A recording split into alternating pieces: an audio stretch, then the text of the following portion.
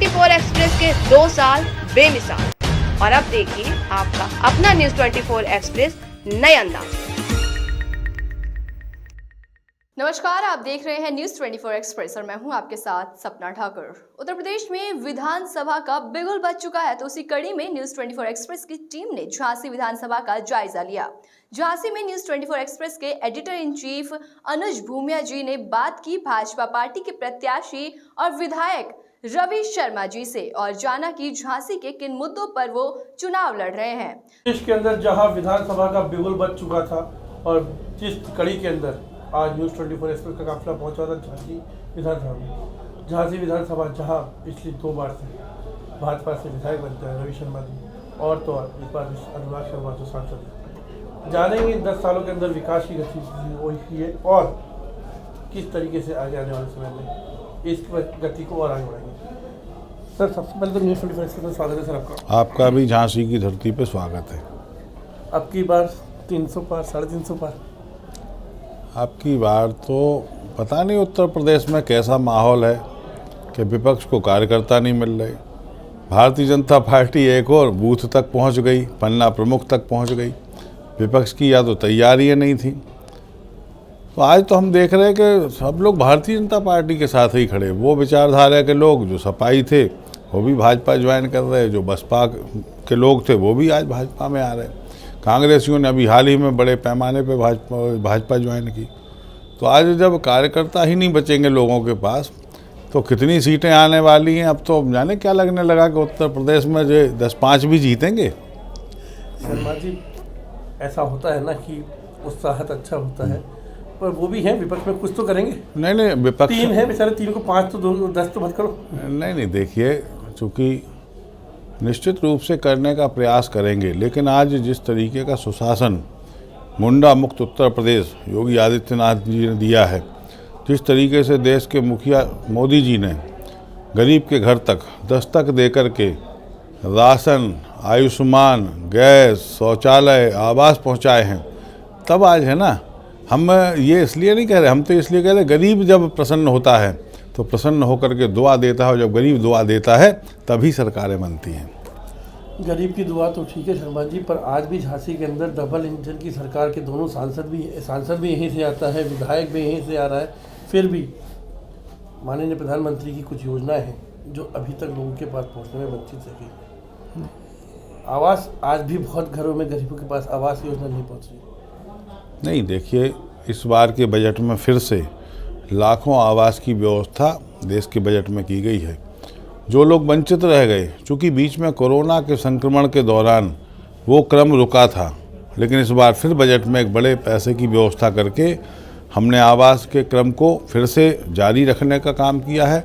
आने वाले समय में जब प्रधानमंत्री ने संकल्प ले लिया कि 2024 तक कोई भी आवास विहीन नहीं रहेगा, कोई झोपड़ी में नहीं रहने वाला है, कोई पन्नी डाल के नहीं रहने वाला है, सबके लिए आवास की व्यवस्था की जाएगी। हमारे प्रधानमंत्री जी ऐसे हैं कि उन्होंने भारतीय जनता पार्टी के जो भी हम लोगों ने कमिटमेंट किए थे इस देश से, उन सबको निभाने का काम किया है। इस देश की आज़ादी को कहने को तो 74 वर्ष होने जा रहे, हम लोग अमृत महोत्सव मना रहे हैं, लेकिन यदि पिछली सरकारों ने गरीब की चिंता की होती, पिछली सरकारों ने भी यदि गरीब को आवास दिए होते, गरीब के बारे में सोचा होता, तो निश्चित रूप से झूठे फर्जी नारे दे करके गरीबी हटाओ के, लेकिन गरीबी हट नहीं पाई थी। लेकिन आज मैं कहता हूं कि मोदी जी के आने के बाद से जिस तरीके का गरीबों के लिए योजनाएं बनी हैं, और योजना बनी भर नहीं है, वो योजना घर तक पहुंची हैं। डीबीटी के माध्यम से जहां एक और भ्रष्टाचार को कम करने का प्रयास सरकार ने किया है, वहीं दूसरी ओर गरीब के घर तक हम योजना दस्तक दे के कैसे पहुँचा पाएँ, हमने उसके लिए वहाँ से योजनाएँ बना करके सरकार ने काम किया। तब मैं कहता हूँ कि आज झांसी में एक मोहल्ले में 2-2, 250-250 आवास हैं। आज राशन की व्यवस्था सरकार ने 2-2 समय की, कोरोना के संक्रमण में जहां लोगों को रोजगार का संकट उत्पन्न हुआ था, जहां लोगों के पास काम का अभाव था, तब सरकार ने ही चिंता की ना।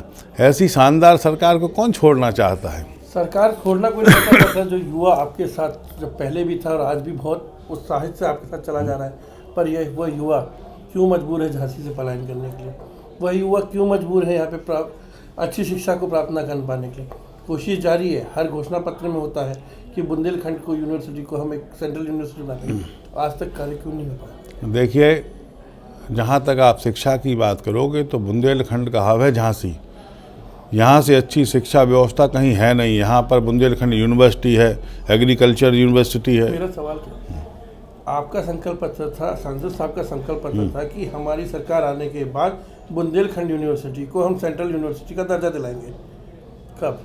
जब बच्चे जानना चाहते हैं उसके। नहीं, देखिए, चूँकि उसमें सांसद जी ने अभी किस दिशा में कदम बढ़ाया हमको चूँकि जानकारी नहीं है, लेकिन बुंदेलखंड में शिक्षा का जो माहौल है वो झांसी से शानदार कहीं है नहीं। यहाँ पर सरकारी इंजीनियरिंग कॉलेज है, मेडिकल कॉलेज है, तो यहाँ पर क्या नहीं है? शिक्षा के क्षेत्र में तो झांसी हब है। शिक्षा के लिए बुंदेलखंड के बच्चे झांसी में आते हैं पढ़ने। हम लोग आज जहाँ एक और हमने शिक्षा, सरकार ने शिक्षा की व्यवस्था को मजबूत किया है, बेसिक से लेकर के उच्च शिक्षा तक की व्यवस्था। आज मेडिकल कॉलेजों की पहले क्या दशा थी? मेडिकल कॉलेज में सीट्स कम होती चली जा रही थी। आज झांसी मेडिकल कॉलेज की सीट्स बढ़ी हैं, जहां MBBS की। उत्तर प्रदेश के अंदर इस समय जो बात करें तो कितने गवर्नमेंट एग्जाम थे, 11 में से 9 के तो पेपर लीक हो चुके थे। किसी के रिजल्ट आते वो आज सुप्रीम कोर्ट में। आज भी युवा, बीजेपी सरकार काम गिराती है 5 साल बेमिसाल, पर आज भी युवा उन चीज़ों से वंचित है, उन सरकारी नौकरियों से वंचित है। मेडिकल कॉलेज शानदार है, आपके प्रयास से अच्छा हुआ है, बिस्तरों की बात पड़ी है, पर जब अभी पेंडेमिक टाइम आया था, जब भी यहाँ पे वही कमियां देखी गई थी। नहीं, बिल्कुल नहीं देखी गई। आप देखिए कि चूँकि झांसी मुख्यालय केंद्र है, मध्य प्रदेश और उत्तर प्रदेश के 8 जनपदों को जब एकदम से पेशेंट आने शुरू हुए तब यहाँ पर समस्या बढ़ी हो। यदि समस्या बढ़ी थी तो हमने यहाँ पर सारे नर्सिंग होमों को भी खुलवा दिया था कि नहीं, कोई ऐसा बिस्तर विहीन नहीं रहेगा जिसको हम बिस्तर ना दे पाएँ, ऑक्सीजन ना दे पाएँ। हम उसमें आपके साथ साथ योगी जी का भी बहुत बड़ा साथ था। नहीं, बिल्कुल था ना भाई। ये कदम आपने उठवाया था योगी जी को बोल के कि जब बड़े थे, आस पास के मध्य प्रदेश के लोग भी आने लगे थे यहाँ पे पेशेंटों के बुंदेलखंड में। जब शायद तक ये माना गया था कि रवि शर्मा ने सीधे योगी जी से मांग की थी कि हमको प्रॉपर रिस्पॉन्स दिया जाए, यहाँ प्रॉपर बिस्तरों की जाए, और वो चीज़ हुई थी। देखिए, क्योंकि आखिर में तो सरकार ही सब करती है, हम भी सरकार का ही पार्ट हैं। यदि हम कुछ कहते हैं तो ये मानिए कि सरकार ही कहने वाली है। सरकार तो आप ही हो। बिल्कुल है, तभी तो हम कह रहे हैं कि हम भी सरकार का पार्ट हैं। जब हम कुछ बोलते हैं तो ये माना जाता है कि सरकार बोल रही। झांसी में जहाँ एक और सारे प्राइवेट नर्सिंग होम खुले थे कोरोना में, वहीं दूसरी ओर झांसी मेडिकल कॉलेज के डॉक्टर्स ने दिन रात मेहनत की है। झांसी में हम लोगों ने ऑक्सीजन के लिए भरुआ सुमेरपुर से व्यक्तिगत संसाधनों से ऑक्सीजन मंगवाई। झांसी के जितने ऑक्सीजन सिलेंडर थे सबको ट्रकों पर लदवा करके, व्यक्तिगत बात करके वहाँ से हमने मंगवा के दिए थे। तो ये सब काम तो निश्चित रूप से हुए ही हैं। साथ ही बुंदेलखंड की गति तेज हुई है। बुंदेलखंड के लिए बुंदेलखंड विकास बोर्ड की स्थापना की गई, ये हमारी सरकार में हुई। जब बुंदेलखंड विकास बोर्ड बनाया गया तो उसके बाद बुंदेलखंड के लिए बनने वाली योजनाएं बुंदेलखंड की धरती पर बुंदेलखंड के लोगों के द्वारा बनाई जाने लगी। उसके बाद ये हुआ कि हमको बुंदेलखंड का पलायन रोकने के लिए, बुंदेलखंड की गति को बढ़ाने के लिए, जहां एक और हमको एक्सप्रेस वे मिला कि नहीं मिला बुंदेलखंड एक्सप्रेस वे, वहीं दूसरी ओर हमको भारत सरकार के डिफेंस कॉरिडोर में झांसी और चित्रकूट को महत्वपूर्ण स्थान मिला। यदि डिफेंस कॉरिडोर में उद्योग लगेंगे तो कहाँ से आएंगे लोग काम करने? वही तो बात हो रही ना सर कि आपने बोला पलायन के लिए एक्सप्रेस वे मिला, तो पलायन के लिए एक्सप्रेस वे मिल गया, झांसी छोड़ के मजबूर। हम ये चाह रहे हैं कि यहाँ का युवा, हमारा सवाल क्या है, यहाँ का युवा, जैसे आप बोले शिक्षा में आपका झांसी 1 नंबर, रोजगार के मामले में क्यों नहीं अब तक इतने बड़े कदम उठाए गए कि यहाँ का युवा यहाँ से मजबूर ना हो पलायन करने के लिए? देखिए, आज यहाँ का युवा चूँकि जब उच्च शिक्षा ग्रहण कर लेता है तो सबकी मंशा होती है कि बाहर जा कर के नौकरी करें। आज बुंदेलखंड में पलायन रोकने के लिए जब तो एक्सप्रेस वे आया कि हम पलायन को रोकेंगे, हम यहाँ पर डिफेंस कॉरिडोर के माध्यम से हम यहाँ पर रोजगार के अवसर सृजित करेंगे। आज हम लोग यहाँ पर हमने ग्रोथ सेंटर बनाया बिजौली में, है ना। चूँकि पिछली सरकारों में औद्योगिक माहौल नहीं था, लेकिन आज मैं कह सकता हूँ कि उत्तर प्रदेश में औद्योगिक माहौल बना है। आज उत्तर प्रदेश में बाहर के उद्यमी पूरे विश्व के उत्तर प्रदेश में अब आना चाहते हैं। कानपुर की देखो आप क्या दुर्दशा कर दी पिछली सरकारों ने कि कानपुर से उद्योग का पलायन ही हो गया सारे। लेकिन आज सारे लोग उत्तर प्रदेश लौटना चाहते हैं। और बुंदेलखंड के बारे में यदि मैं आपको बताऊं तो आने वाले 20 वर्षों में तो बुंदेलखंड की तस्वीर आपको बदली हुई दिखाई देगी। न्यूज 24 एक्सप्रेस की टीम ने जानना चाहा कि झांसी में पिछले 2 साल विधानसभा ने बीजेपी का गढ़ माना गया है, उस पर 2 बार के कार्यकाल में विकास के कार्य की गति रही है। बीजेपी पार्टी ने झांसी से ऐसे सभी प्रत्याशियों को बाहर करने का मन बना लिया और बीजेपी पार्टी ने हर वर्ग को मजबूत करने का भी मन बनाया है। बुंदेलखंड जिसे कहते हैं एक किसान की एक अच्छी कृषि भूमि, जहाँ पे चाहे अपन गर्मियों की बात करें सूखाग्रस्त इलाका भी माना जाता है। आज भी यहाँ पे पिछले दिनों में देखा गया था किस तरीके से खाद को लेके किसानों ने आत्महत्या की है, फसलों को लेके आत्महत्या की। सरकार की योजनाएं बहुत हैं, किसान बीमा योजना, किसान फसल बीमा योजना, पर वो लाभ हर किसान तक क्यों नहीं पहुँच पाता आज तक? नहीं, पहले तो आपने चूँकि यदि हमको या तो आप कलेक्ट कर दें या खुद कलेक्ट हो जाएं। बिल्कुल बिल्कुल सर। कि आत्महत्या कब हुई किसानों की जो समझाओ आप हमें। हमारी नहीं, देखिए आपकी सरकार की बात नहीं कर रहा हूं मैं, इस सरकार के अंदर नहीं, खाद देखिए, हाँ, इस सरकार में 5 वर्षों में ना तो प्रदेश में कोई दंगा हुआ, ना ही किसी किसान ने आत्महत्या की, तो एक बात ये ठीक करेंगे हम। दूसरी बात, यूरिया की समस्या की जो आपने बात की है, निश्चित रूप से चूँकि मध्य प्रदेश लगा हुआ है, यहाँ से मध्य प्रदेश उत्तर प्रदेश में बड़ी बॉर्डर, हर 5वें किलोमीटर पे एमपी आ जाता है, यूपी आ जाता है, एमपी आ जाएगा। आप मऊरानीपुर तक जाएंगे तो 6 दफ़े मध्य प्रदेश आपको मिलेगा। हमारी एक तहसील है मऊरानीपुर। वो भी तो आप ही के साथ वाले हैं सर। कौन? भाई तो है, पड़ोसी भी तो। हाँ बिल्कुल, नहीं, सरकार परिवार तो एक ही है ना, बिल्कुल है, लेकिन उत्तर प्रदेश और मध्य प्रदेश सरकारें तो अलग अलग है ना, अपना अपना वहाँ के एजेंडा है। आज मैं कहता हूँ कि बुंदेलखंड की गति यदि बढ़ी है तो योगी जी के सरकार में बढ़ी। उसके पीछे आप आगे सुनो ना। बुंदेलखंड को 9,000 करोड़ रुपए की पेयजल योजना दी गई, हर घर नल जल योजना। आज गांव में हमारे बच्चे जिन्हें विद्यालय जाना चाहिए, वो कल तक हैंडपंप पे पानी भरने के लिए जाया करते थे। अब उन्हें हम हैंडपंप पे पानी भरने से बचा करके, जब घर में नल आएगा तो फिर बच्चों को विद्यालय जाने का अनुकूल समय रहेगा। हमारे यहाँ पर प्रधानमंत्री सिंचाई योजना लागू की गई। प्रधानमंत्री सिंचाई योजना के साथ साथ अभी हाल ही के बजट में आपने सुना होगा कि केन बेतवा लिंक को स्वीकृति हो गई, उसके लिए पैसे रिलीज हो गए 12,000 करोड़ से ज़्यादा। तो जब केन बेतवा का लिंक हो जाएगा तो जहाँ एक और बुंदेलखंड समृद्ध होगा, ये हम ही ने तो किया ना, हाँ, बुंदेलखंड समृद्ध होगा। बुंदेलखंड में जहाँ एक और हम पेयजल के संकट को दूर कर पाएंगे, सिंचाई की व्यवस्था हम ठीक कर पाएंगे, जो हमारे बचे हुए क्षेत्र हैं उनमें हम सिंचाई की व्यवस्था कर पाएंगे और अतिरिक्त बिजली उत्पादन की व्यवस्था होने वाली है। तो हमको तो 3 चीज़ें सरकार ने बढ़ा के दी। देखिए, पूरा फोकस मोदी जी का और योगी जी का बुंदेलखंड पर है। बुंदेलखंड में विकास की असीम संभावनाएं हैं, यहाँ पर ज़मीन भी उपलब्ध है। तो निश्चित रूप से बुंदेलखंड को जो अभी मिला है वो आज़ादी के बाद कभी नहीं मिला था। बुंदेलखंड 19 पे 19 वापस नहीं, बुंदेलखंड में तो 19 की 19 आने ही वाली हैं। यहाँ तो कुछ किसी के पास है ही नहीं ना। रवि शर्मा जी, 10 साल के कार्यकाल के अंदर आपने बहुत सारे वादे किए थे, बहुत सारी चीज़ें की, अथक प्रयास से आपके लागू भी हुए सरकारों के साथ में। कुछ ऐसी चीज़ें हैं जो आप खुद बोले कि अभी रह गई हैं, उनको कब तक, इस बार के जीतने के बाद जो अधूरा कार्य जो रह गया, सबसे पहला वो कौन? नहीं, पहले तो आप जो हमने वादा किया था वो पूर्ण किया आपने, हमने बोला 100%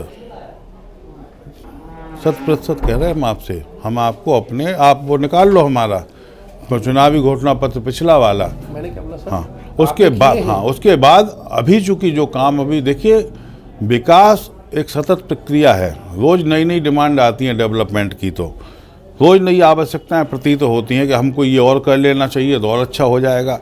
अब हमको करना ये है कि हमारी एक रेलवे क्रॉसिंग, अभी एक रेलवे क्रॉसिंग का हमने भूमि पूजन किया, ग्वालियर रोड का 105 करोड़ रुपए हम लेकर के आए। एक रेलवे क्रॉसिंग हसारी वाली छूटी हुई है। उसके पीछे वजह यह है कि सेना की एनओसी हमको प्राप्त नहीं हो पा रही, क्योंकि वो सैन्य क्षेत्र से रोड गुजरती है।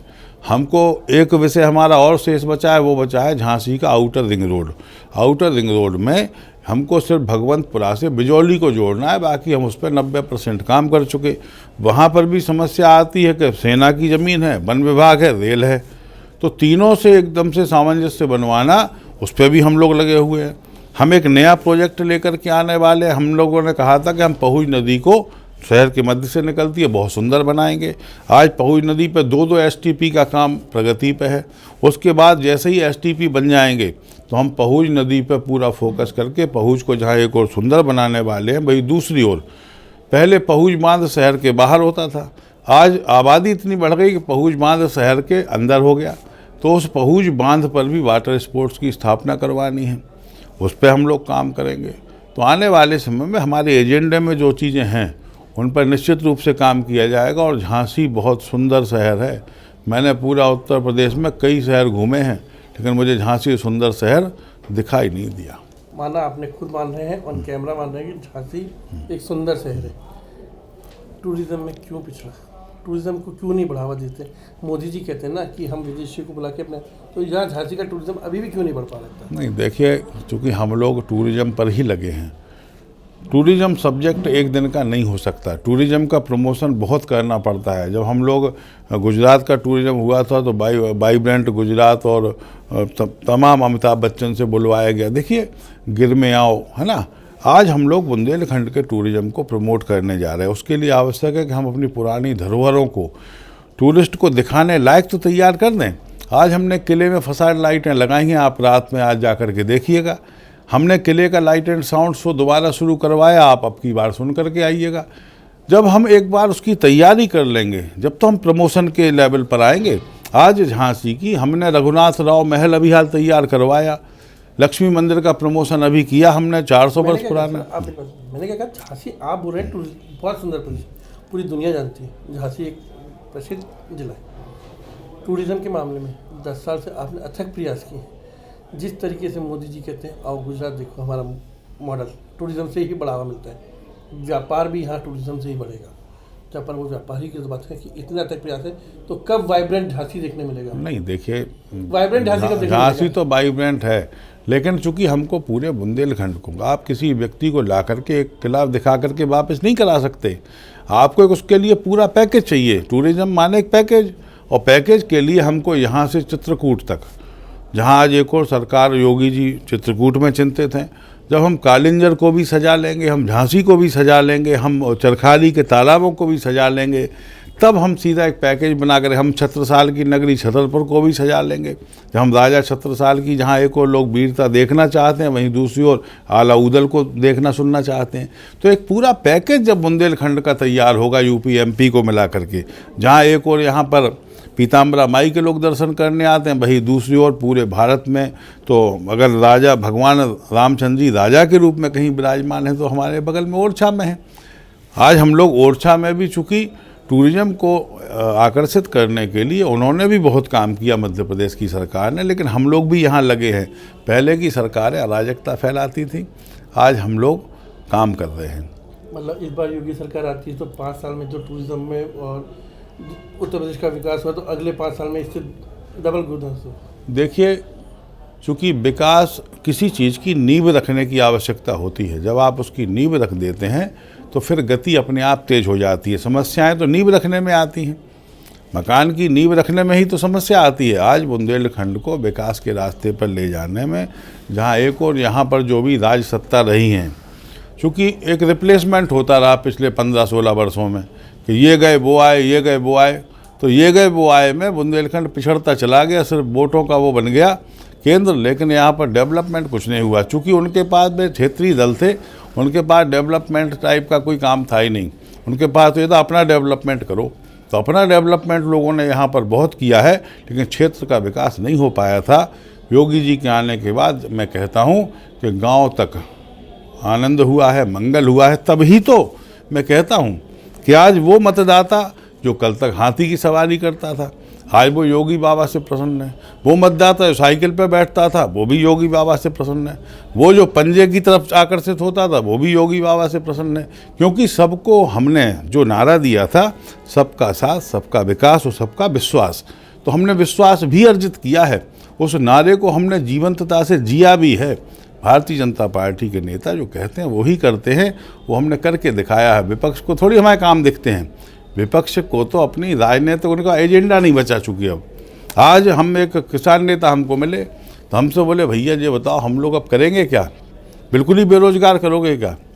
तो जब इस तरीके की नेताओं के पास एजेंडे ख़त्म हो जाएं, प्रदर्शन करने के अवसर ख़त्म हो जाएं, तो वही हालत उत्तर प्रदेश में है आज उत्तर प्रदेश आनंद की दिशा में जा रहा है।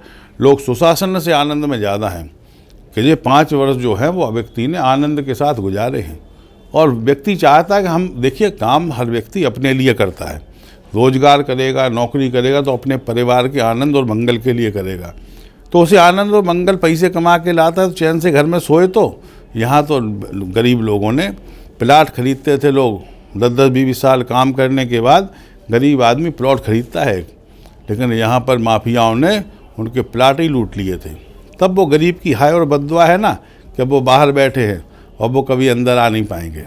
आखिरी सवाल, 20 फरवरी लोकतंत्र का महापर्व, झांसी की जनता को न्यूज़ 24 एक्सप्रेस के माध्यम से क्या कहना चाहिए? देखिए,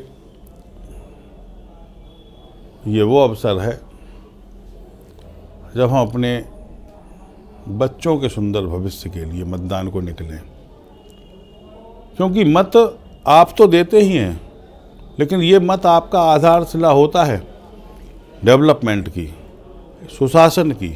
आज योगी जी ने जिस तरीके से 5 वर्षों में काम को किया है, मेरा मतदाताओं से आग्रह है कि उस 5 वर्षों के काम का मूल्यांकन करते हुए, उस सुशासन को ध्यान में रखते हुए जब मत देने आप जाओ ना, तो अपने बच्चों से कह के जाना कि बेटा, आज हमको अवसर मिला है इस प्रदेश को बदलने के लिए, आज हम तुम्हारे सुंदर और सुखद भविष्य के लिए आज अपनी उंगली का प्रयोग करने वाले हैं।